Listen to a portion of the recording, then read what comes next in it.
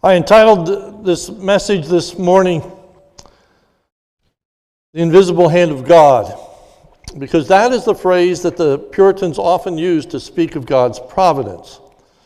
The providence of God refers to God's governance of the events and outcomes of life so that they accomplish God's purposes. The governance of God they pictured as God's hand over and in the events of life. Let me give you an illustration. When my children were little, when we'd go to a very crowded place such as a fair, and we'd be engulfed with an awful lot of people, the children were very small and couldn't see over the top of other people's heads, and so they would just be wandering aimlessly in that crowd unless I watched over them and protected them. So what I would do is very lightly, very gently, I often would just put my hand on top of their head. And they'd walk in front of me and I just kind of guide them, direct them as to where we're going so that we would get to our final destination, protected and where we wanted to be.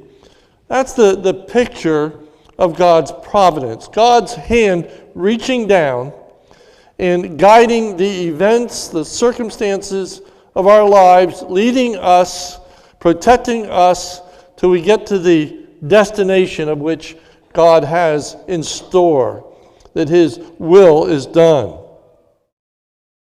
God has a hand in all the events and their outcomes so that He leads and protects His people to the desired destination for our lives. God was providentially watching over and protecting David by His invisible hand.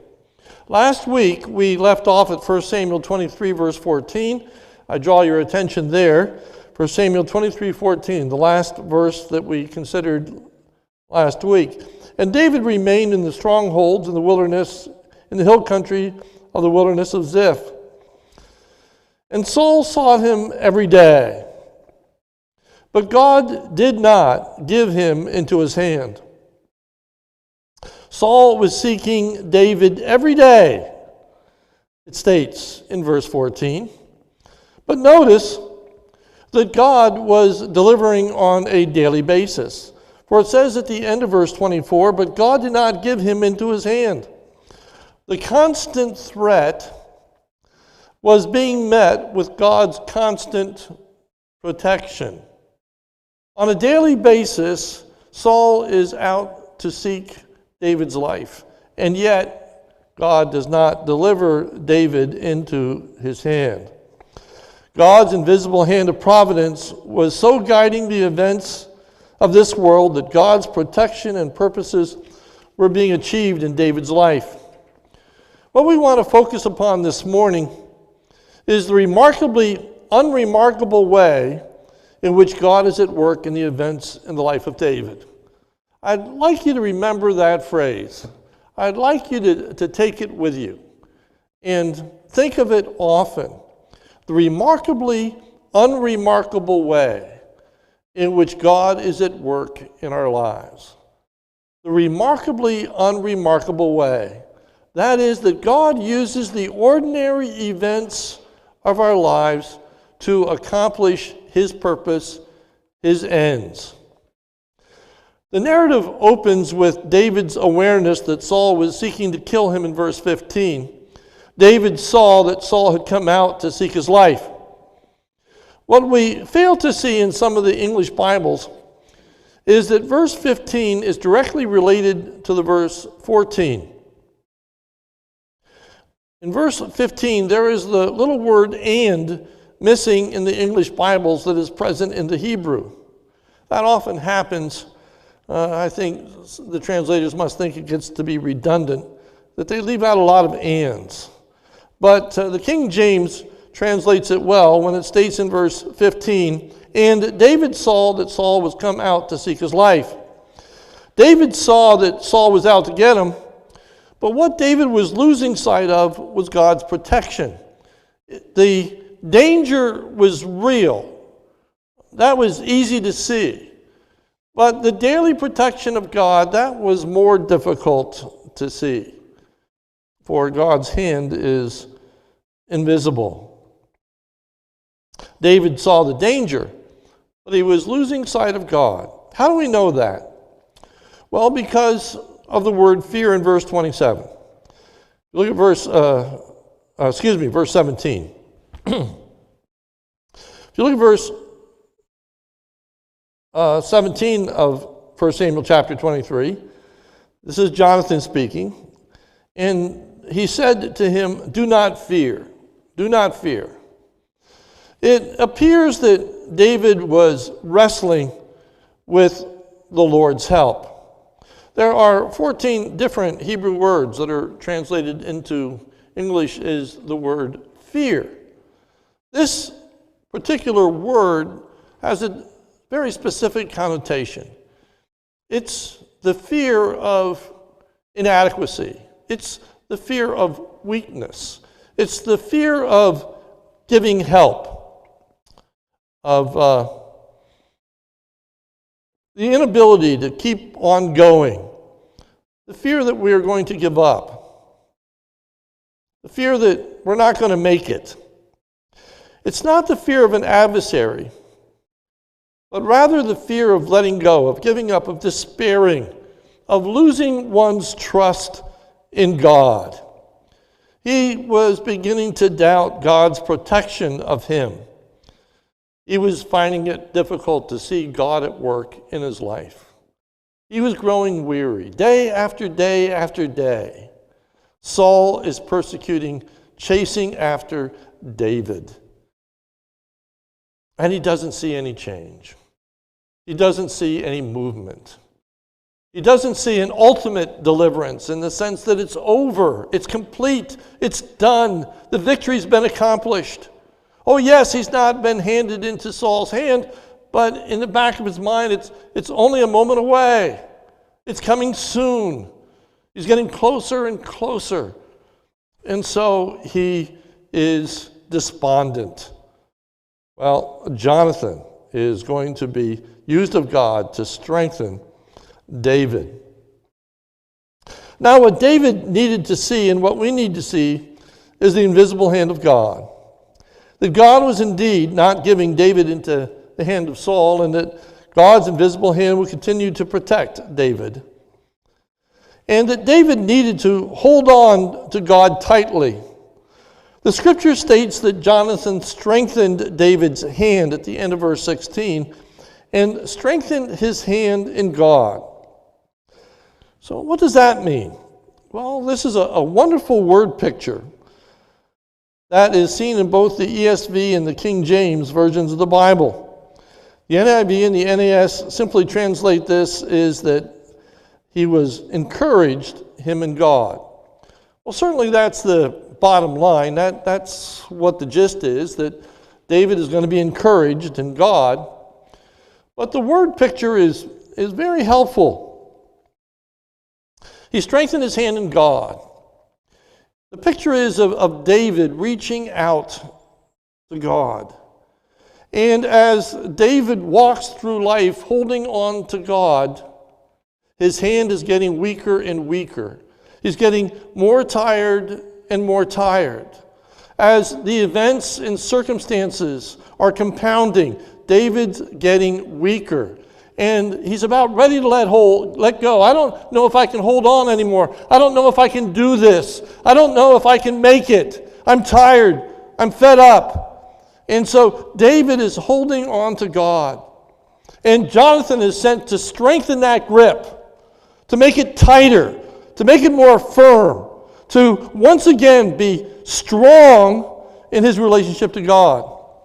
We sing a wonderful chorus that says, God will hold me fast.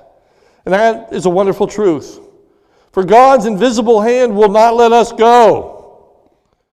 But there's also a flip side to that coin, and that is that God holds on to us, and we must hold on to him. Our faith, our trust, our confidence needs to be holding on to God, and to hold on to God tightly. This morning, we want to see the providential way in which God strengthens David's hand. So the theme this morning is providentially, God works in a remarkably unremarkable way to accomplish his purposes. That God uses the ordinary events in life to accomplish his extraordinary purposes. We're to learn that God is remarkably, unremarkably at work in our lives. Hopefully, we will see the ordinary events of life in a different way this morning. So we begin by first looking at God works in a remarkably unremarkable way to strengthen David's hand by working through Jonathan. On the one hand, it was rather unremarkable that God would use Jonathan to strengthen David's hand. If you notice in verse 16, it says, "And Jonathan, Saul's son, rose and went to David at Horesh and strengthened his hand in God." So God used Jonathan. It doesn't surprise us that Jonathan would go and encourage David. Jonathan was a good friend of David. In fact, Scripture tells us that he loved David. Jonathan was also a very godly individual. And so it's not unusual that God would use such a person as Jonathan to go and be a help to David. And yet, there is a remarkable element that God would use Jonathan. It doesn't surprise us that Jonathan would go and encourage David, but it should. It should. Don't lose sight of the unusual nature of Jonathan's friendship to David. If you notice in verse 16, the text reminds us that Jonathan is Saul's son. If you look at verse 16, and Jonathan, and then the appositional phrase, Saul's son. This is not the first time that we've encountered Jonathan. We know very well who Jonathan is. So why does it identify Jonathan as Saul's son? Why does it tell us that? We all know that. We've been in chapters in which we're well aware of who Jonathan is. Well, it's so we don't lose sight of that fact. That we would still marvel at Jonathan's helping David. This is Saul's son that we are talking about. This is the son of the archenemy. This is the son of the king. It's to point out the unexpected nature of the source of help. Who's going to help David? Well, the Kalites didn't last week, and they were delivered by David's hand, and yet they were going to turn him over. The Ziphites, later in this morning's message, they're not going to help David. In fact, they're going to turn him over to Saul. So where is David's help coming from? Lo and behold, from the son of Saul. Who would have thunk it? Who would have thunk it? That is going to be the one that is going to aid David.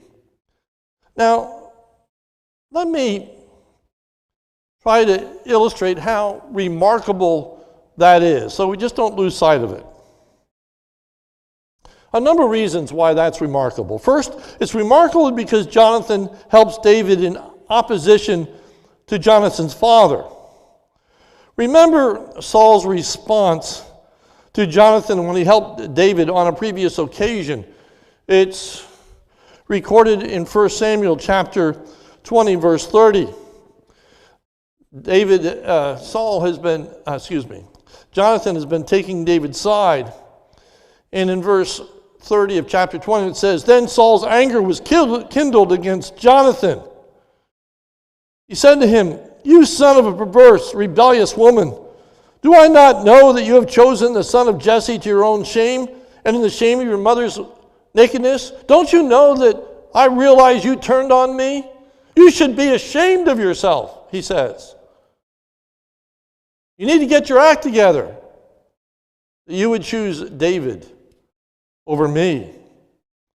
It's remarkable because Jonathan helps David to Jonathan's own detriment. Jonathan will not succeed his father to the throne. He's the son of the king. And by the customs of the time, the son of the king would become king upon the father's death.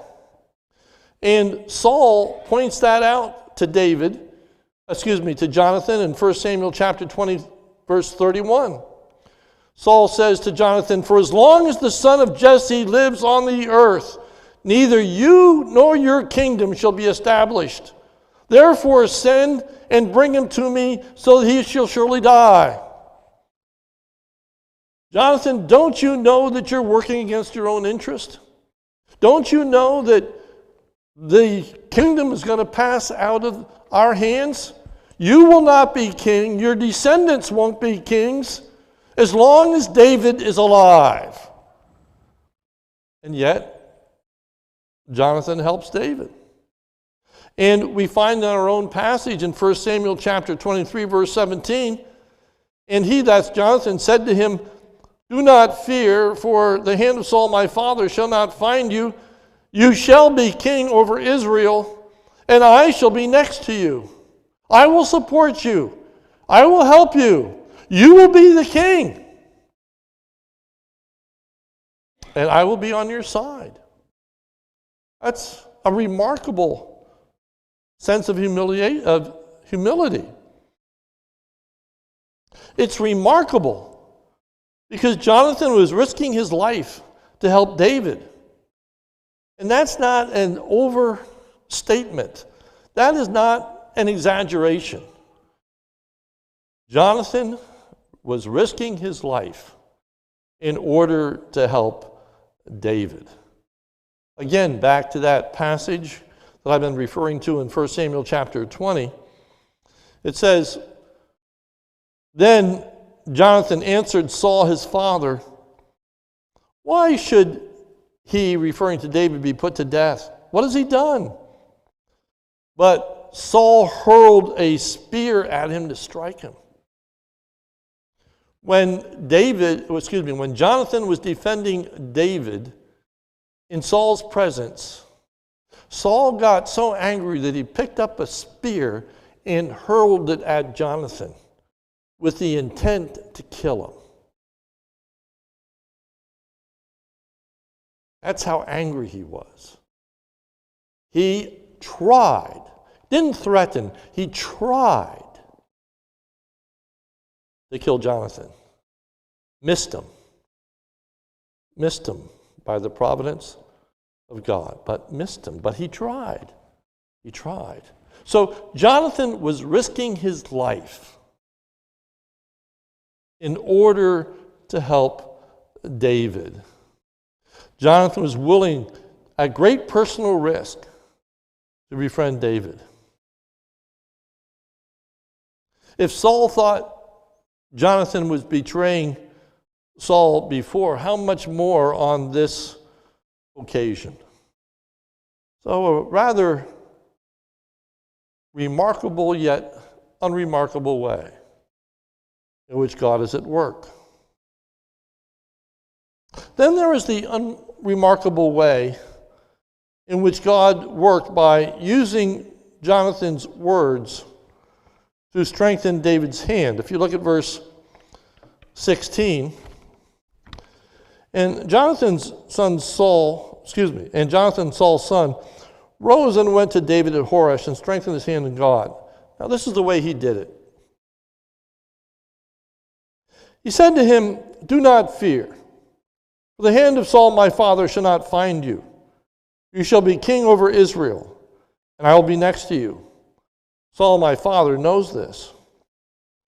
Now there's nothing extraordinary or miraculous here. There is no voice from heaven. David receives no vision of God. There is not even a sign that is performed by a prophet. It's simply the words of a friend that God is going to use to strengthen and encourage David. There is seemingly nothing remarkable in that.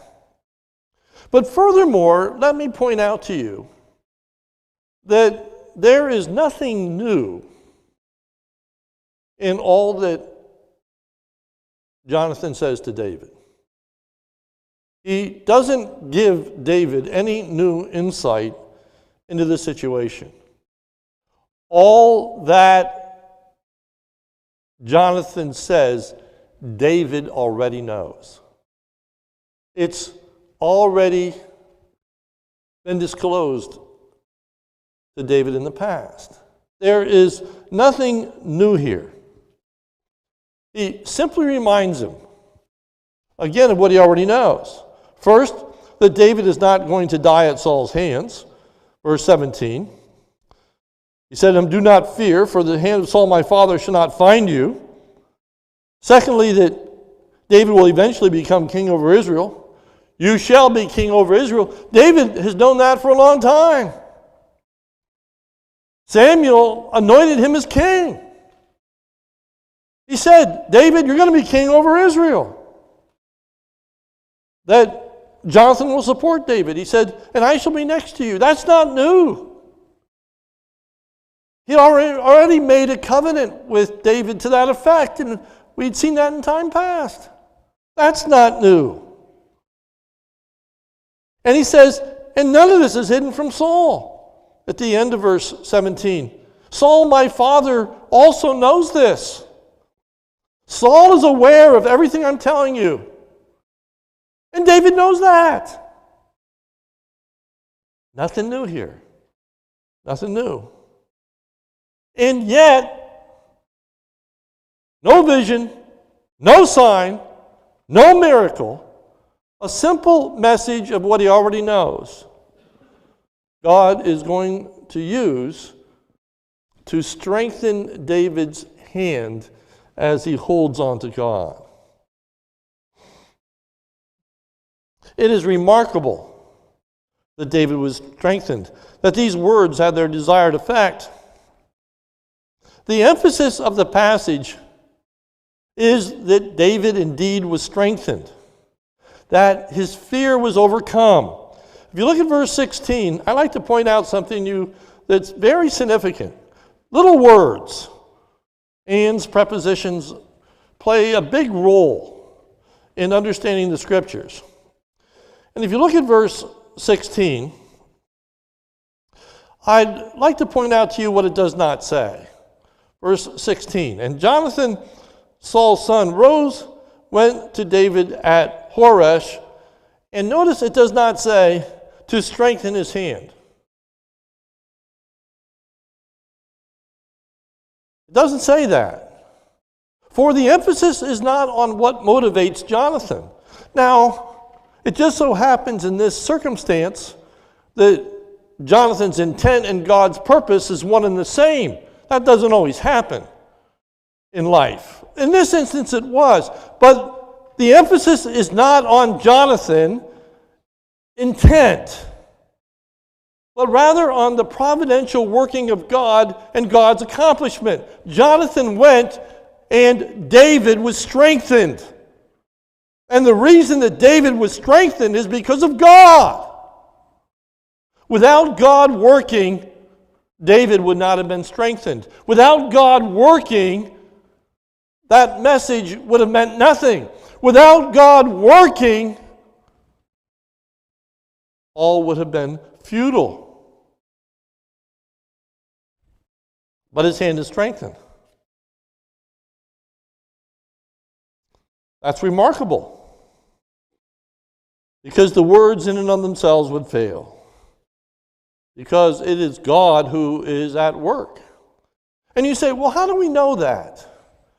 How do we know that? Well, look again at verse 16. And again, a very little but essential word that starts verse 16 is the word and. The word and. And the word and connects 16 to 15 and 14. If you go back to verse 14, at the end of verse 14, it says, "But God did not give him into his hand." That God was at work on a daily basis. God was watching over, God was protecting David. There is nothing about how Jonathan found out where David was. There was nothing about what was the impetus, what at that moment caused Jonathan to rise up and go to David. How did he know what was the mindset of David? Answer is the providence of God.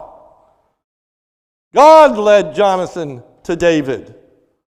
David spoke. God used those words, even though there was nothing new, nothing life-shattering.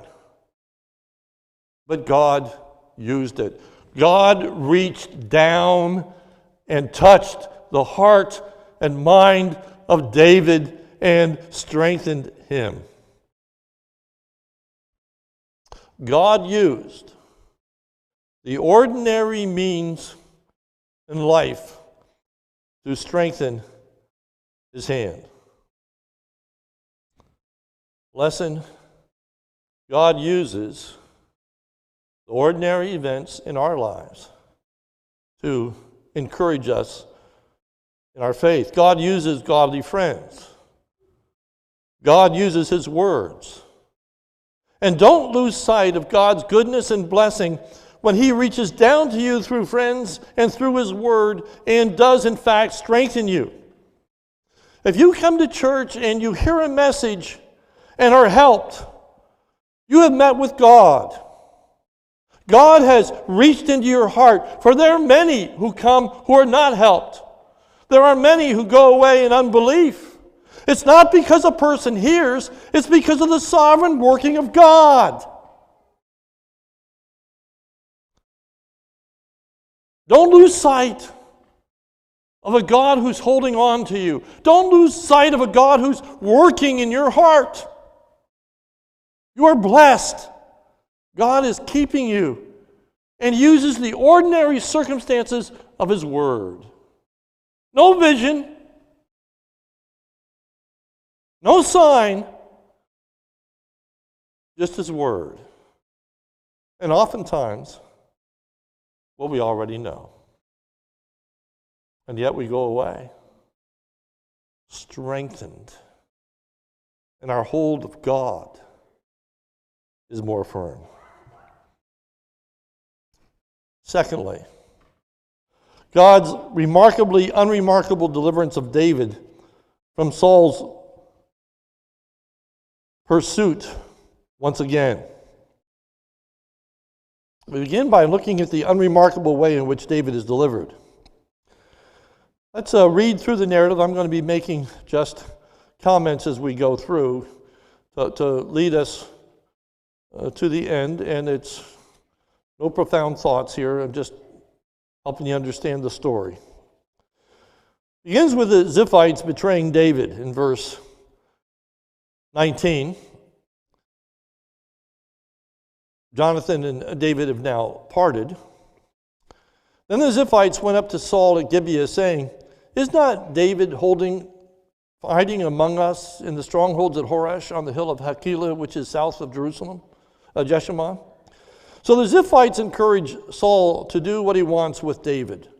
Verse 20, "Now come down, O king, according to all your heart is desire to come down. Come down and grab hold of David." So the Ziphites will deliver David to Saul. End of verse 20. "And our part shall be to surrender him into the king's hand." That's what we're going to do. That's our role. We'll make sure that David is turned over to you. Saul's response. Well, of course Saul is pleased. In verse 21, Saul said, "May you be blessed by the Lord, for you have had compassion on me."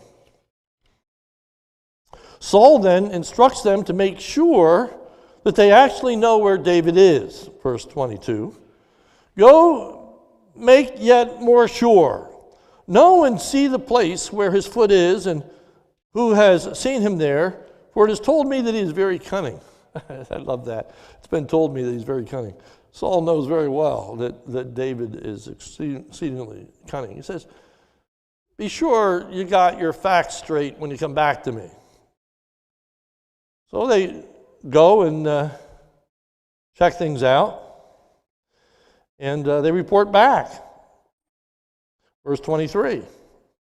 See therefore and take note of all the lurking places where he hides, and come back to me with sure information. Then I will go with you, and in the land I will search him out among all the thousands of Judah.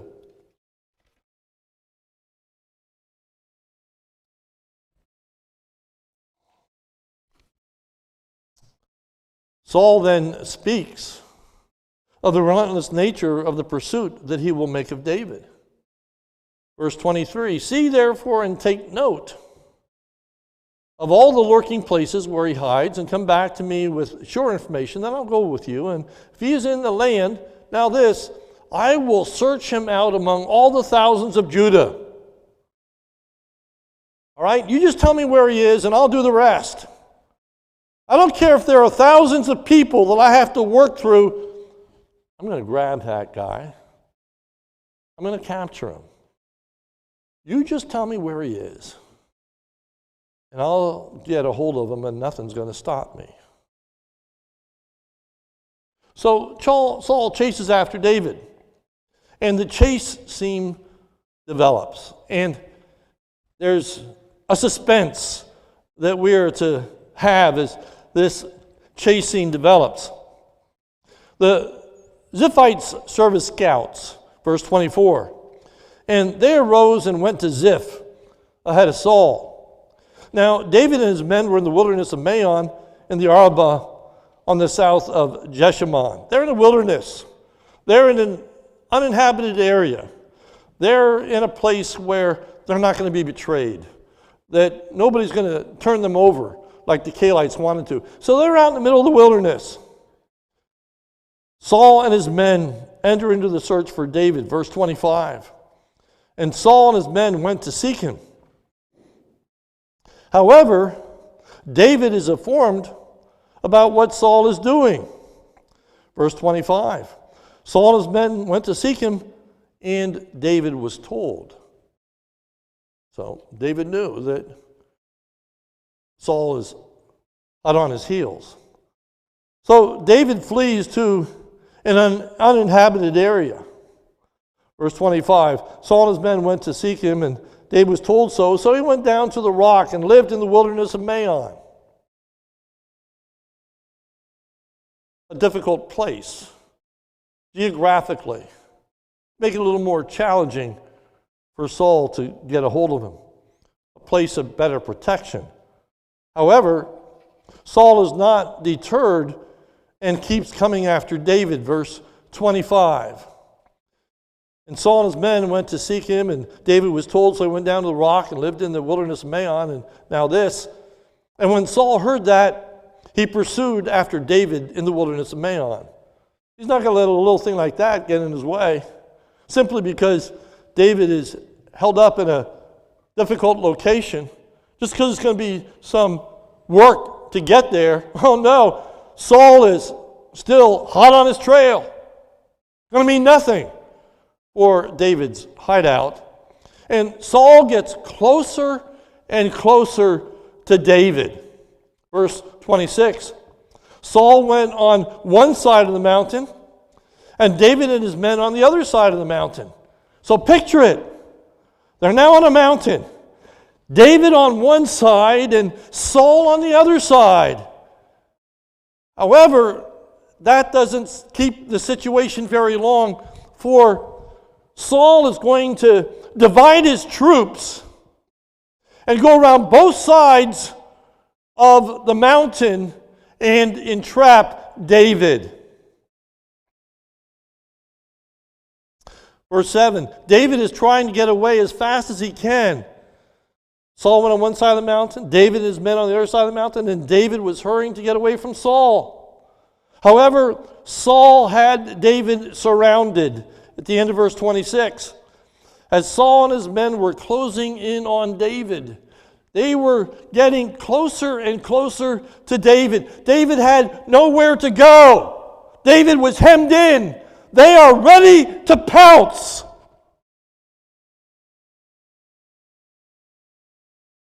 what happens?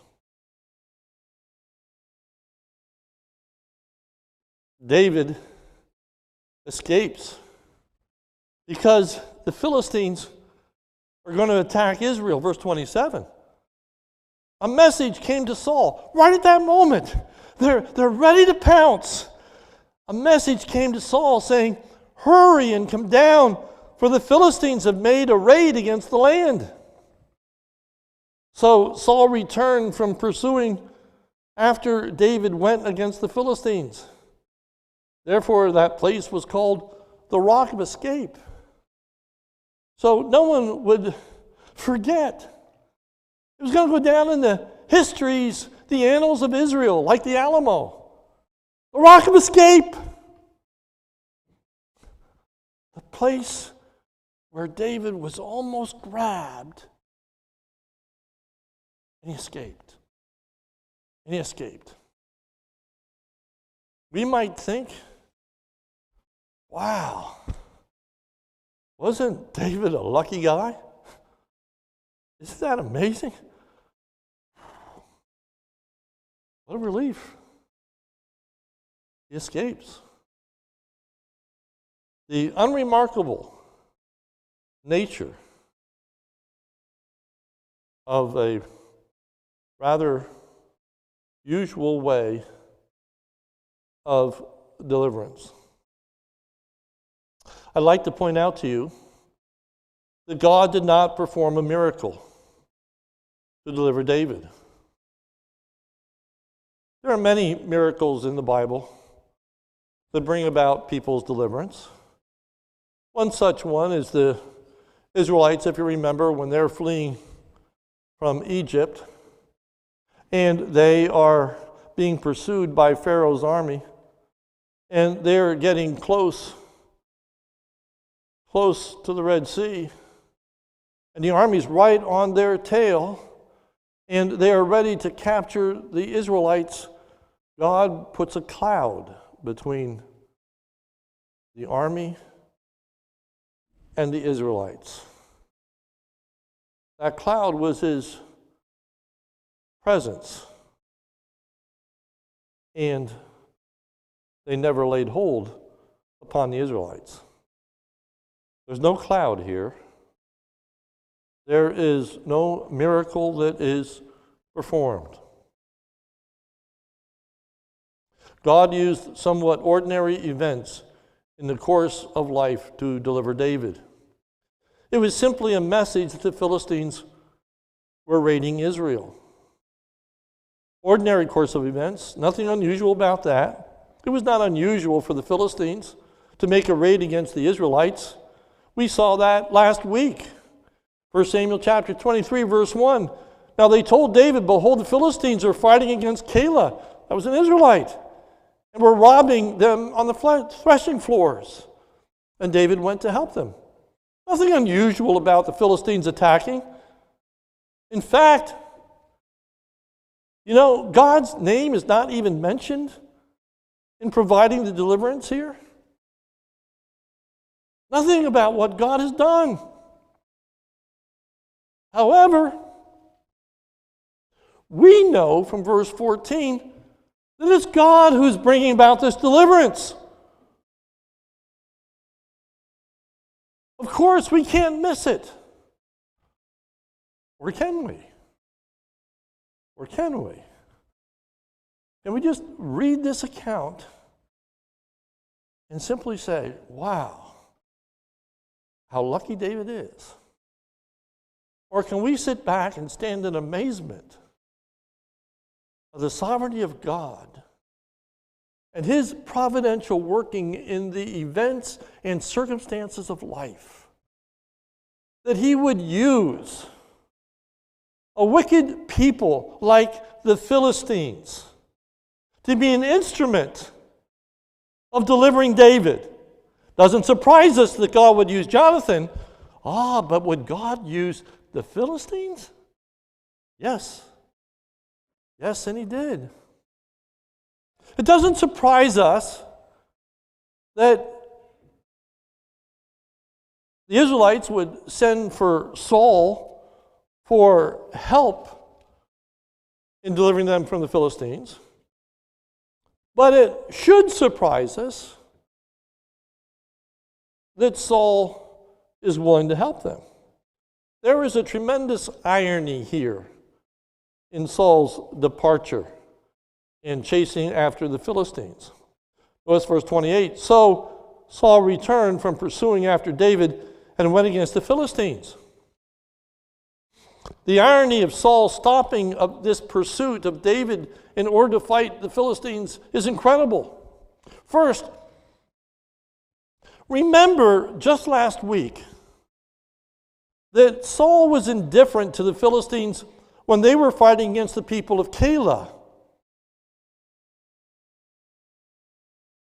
They had heard that the Philistines were raiding against Keilah, a Israelite city.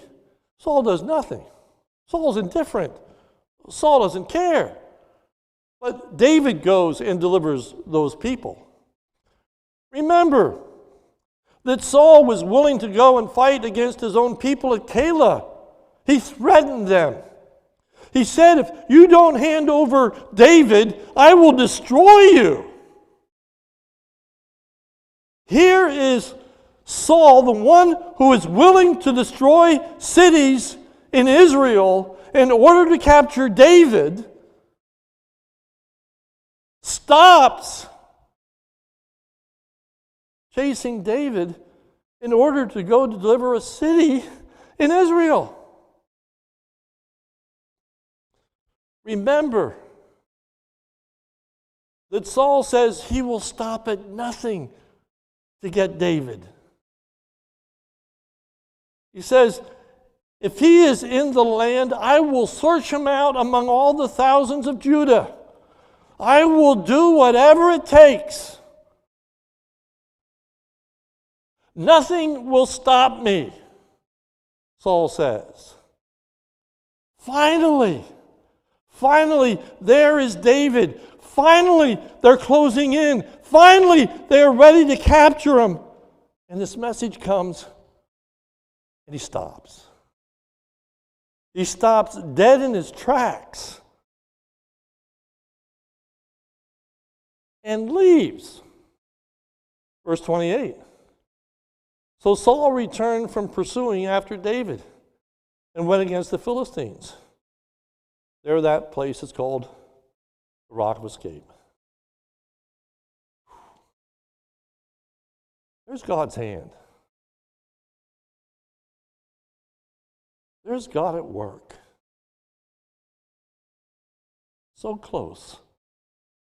And Saul turns around and goes to deliver a city that before he cared nothing about. That's the Lord's goodness. That's the amazing providence and hand of God.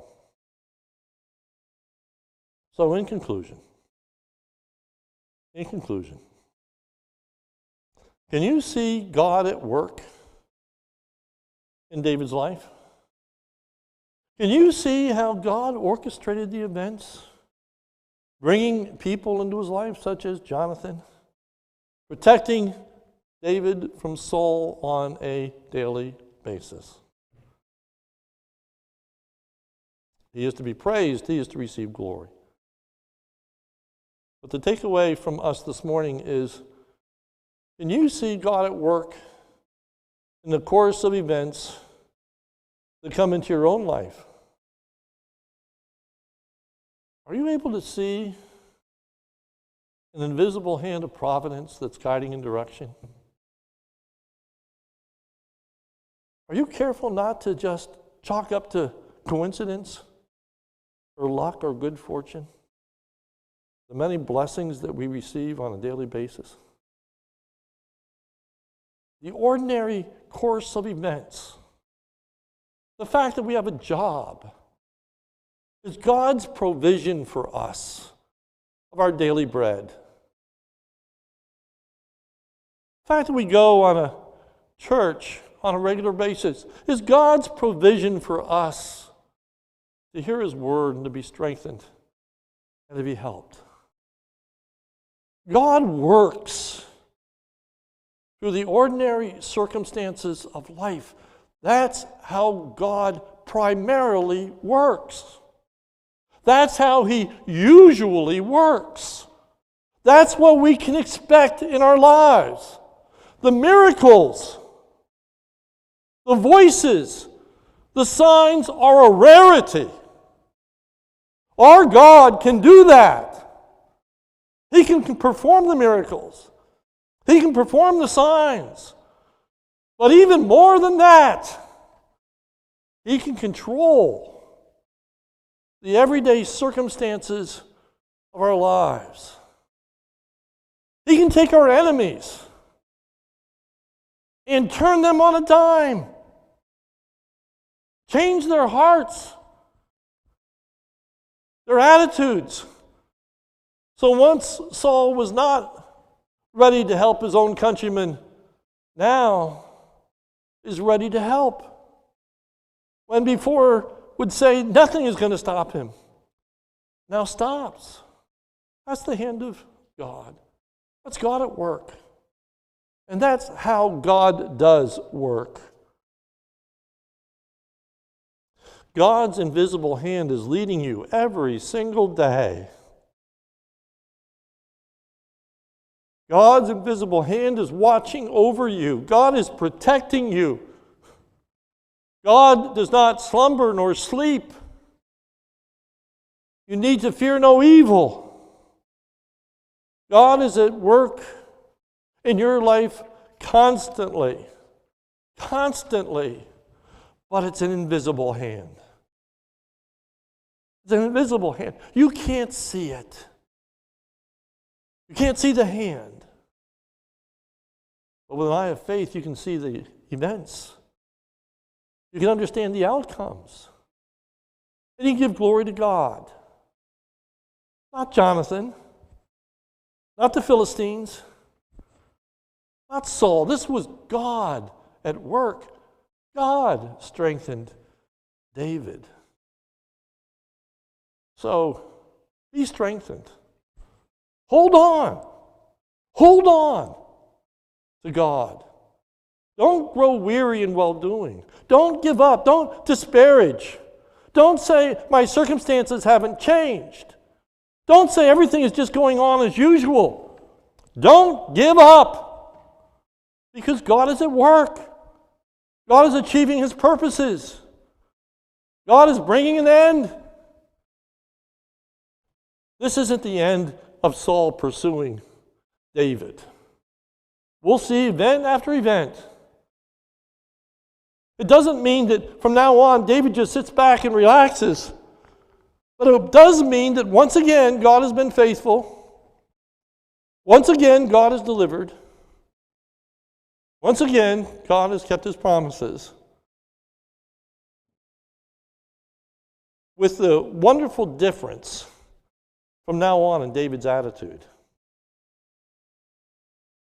David's going to really become mighty in the next series of events because his hand has been strengthened. He's holding tight. His doubts have gone. See the goodness of God and His invisible hand at work in the people that God brings into your life, that He uses to help you spiritually. Don't take it for granted. Thank God for that individual, that friend, that person who ministers to you. That's God's grace. See the goodness of God and His visible hand at work. When God brings you comfort and strength from His Word. If you are helped by His Word, if you are encouraged this morning, it's because of God. God has today reached into your heart. And God has strengthened you because His Word, apart from His Spirit, will profit nothing. But His Word, applied by His Spirit, achieves His purpose and His end. See God's work in the ordinary events in circumstances of life, all that you face, God is at work. We know that all things work together for good, for them that love God, for those who are called according to his purpose. Nothing new, but may we all be strengthened. Let's pray. Almighty God, we commit ourselves to you anew and afresh today, thanking you for your invisible hand of providence that leads and directs in the ordinary circumstances of our lives to bring about your purposes, to accomplish your ends. O Lord, strengthen us if we are weary. Strengthen us if we are tired. Strengthen us if we are finding it difficult to hold on. Lord, I thank you that you're always holding on to us. Your hand is always upon us, and you will not allow us to ultimately fall. O Lord, help us to see your hand.